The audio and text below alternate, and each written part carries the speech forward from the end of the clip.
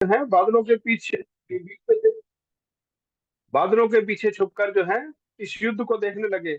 और जब उन्होंने देखा कि ये माहेश्वर और पशुपत अस्त्र का प्रयोग कर रहे हैं जिससे महाभयंकर विनाश हो सकता है, तो शिव जी ने उनका युद्ध शांत करने के लिए क्या किया। महान स्तंभ विभीषणाकृति भू तन मध्य तले शनिष्कला, निराकार भगवान शंकर जो है इस अकाल प्रलय को आया देखकर एक भयंकर विशाल अग्नि लिंग के रूप में, स्तंभ के रूप में दोनों के बीच में प्रकट हो गए। अग्नि का लिंग पैदा हो गया दोनों के बीच में, संसार को नाश करने में सक्षम। वो दोनों दिव्यास्त्र जो उन्होंने छोड़े थे वो उस शिवलिंग के अंदर जो है अग्निलिंग के अंदर जाके समा गए। अग्नि स्तंभ में उनका तेज शांत हो गया। और जो है ब्रह्मा और विष्णु देखने लगे कि ये जो है कहां से आ गया। परस्पर कहने लगे कि ये अग्नि स्तंभ क्या है।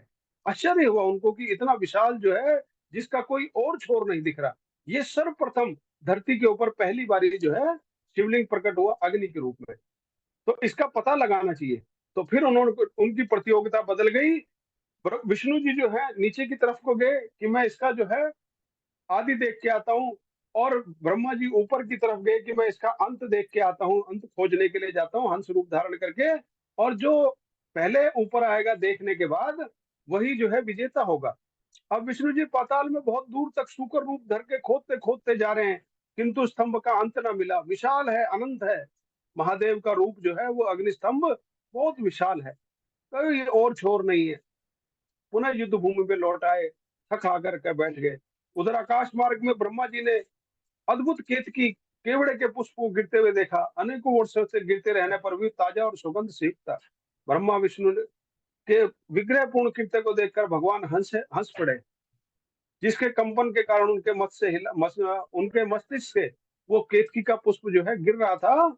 और वो जो है ऊपर से आ रहा था। ब्रह्मा जी ने पूछा, हे पुष्पराज, तुमको किसने धारण कर रखा था और तुम क्यों गिर रहे हो। केतकी ने उत्तर दिया, उस पुरातन और अपरमय स्तंभ के बीच में मैं बहुत समय से गिर रहा हूँ, फिर भी मैं इसके आदि मध्य को ना देख सका।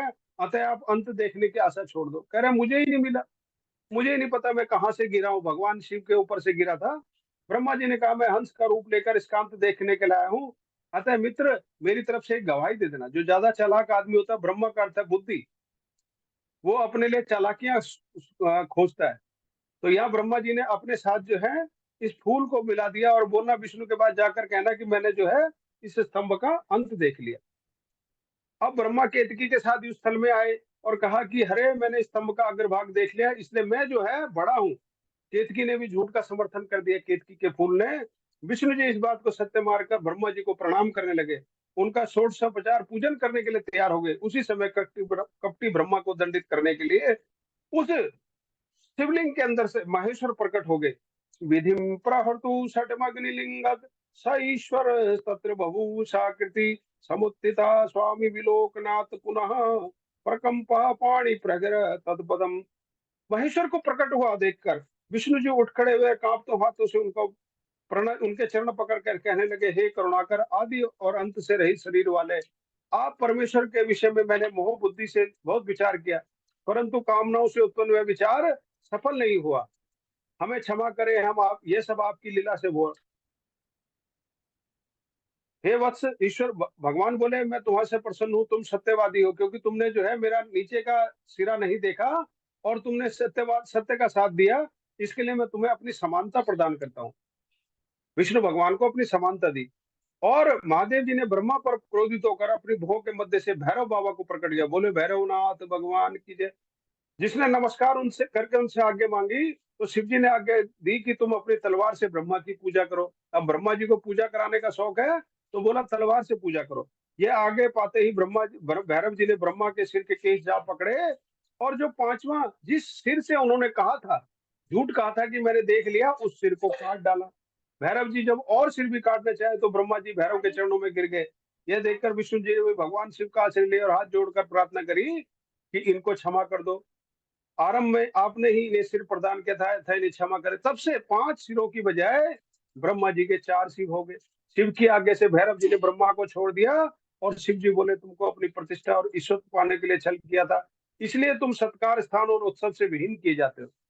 कहते हैं कि तभी से जो है ब्रह्मा जी का, विष्णु जी और शिव जी के तो बहुत सारे मंदिर है इस दुनिया में, आपको देखने को मिलेंगे। लेकिन ब्रह्मा जी का केवल एक स्थान है पुष्कर में, पुष्कर राजस्थान के अंदर है, जहाँ ब्रह्मा जी का विश्व का एकमात्र, अब तो काफी लोगों ने कहीं और जगह भी ब्रह्मा जी की मूर्तियां स्थापित करी हैं, लेकिन सर्वप्रथम जो है पुष्कर जी में ही उनकी पूजा होती थी। और विष्णु भगवान क्योंकि सत्यवादी थे, भगवान शिव के साथ उनकी पूजा हर जगह होती है। इसलिए विश्व के कारण भगवान शिव को नमस्कार है। भगवान शिव बोले, हे पुत्र, मैं जगत की स्थिति को न बिगड़ने दूंगा, जो अपराधी है उसे दंड दो और लोक मर्यादा मर्यादा का पालन करो, मैं तुम्हें वरदान देता हूँ। बोलिए शंकर भगवान की जय, बोलिए बाल कृष्ण भगवान की जय, बोलिए माँ प्राम्बा माँ जगदम्बे भवानी की जय। तो इस प्रकार से आज हमने सुना कि सर्वप्रथम शिवलिंग कैसे प्रकट हुआ, और तभी से जो है शिवलिंग के रूप में भगवान के निराकार की, शिव के रूप निराकार रूप की पूजा होती है, और बेर के रूप में, मूर्ति के रूप में उनके सकल साकार रूप की पूजा होती है। तो जो जिस भक्त को अच्छा लगे उस रूप से पूजा कर सकता है। और भगवान शिव सदा निर्मल हृदय के आदमियों को अपना भक्त बनाते हैं। परम वैष्णव है भगवान शिव। बोलिए शाम सदा शिव भगवान की जय, बोलिए शिव महापुराण की जय, बोलिए आज के आनंद की जय। जी गुरु जी, इतना ही है आज बहुत शिवलिंग की सुंदर है। उत्पत्ति सुनाने की। बहुत बढ़िया, बहुत अच्छा विवरण और बड़ा समझाने का तरीका बहुत अच्छा सुरेश चंद्र जी। अब हम जो है जल्दी से आपको शिव पुराण की कथा जो है तो पीठ पर बैठकर सुनना चाहते हैं। श्रोत भाई भागवत वाले श्रोताओं को जो है जी गुरु जी, जी शिवरात्रि मेला आदि में जब भी महोत्सव और शिव भगवान की कृपा बने तो जल्दी से अब जी हो। गुरु ठीक जी है। गुरु जी, अब मैं जल्दी करूंगा गुरु जी, शिव पुराण की कथा जल्दी कर दूंगा, 1-2 महीने के बाद। हाँ जरा हाँ। पढ़ लोगे थोड़ा सा। हमारे शैलेंद्र तिवारी जी की तो बड़ा बढ़िया कथा रही है। आप पहुंचे थे कि अब नहीं की पहुंच बार पाए? नहीं, मैं जरा गांव की तरफ निकल गया था गुरु जी, मेरे को पेड़ लगवाने थे आश्रम में। तो अच्छा। शैलेंद्र तिवारी भैया का अभी क्या बारी गला तो नहीं बैठा इस बारी? नहीं, काफी आराम रहा, कम रहा। चलो आपका बढ़िया हो गया, वो बढ़िया हो गया। कुलंजन भी काम किया वैसे, है ना। हाँ, कुलंजन तो बैठे हुए गले को उठा देता है एकदम से।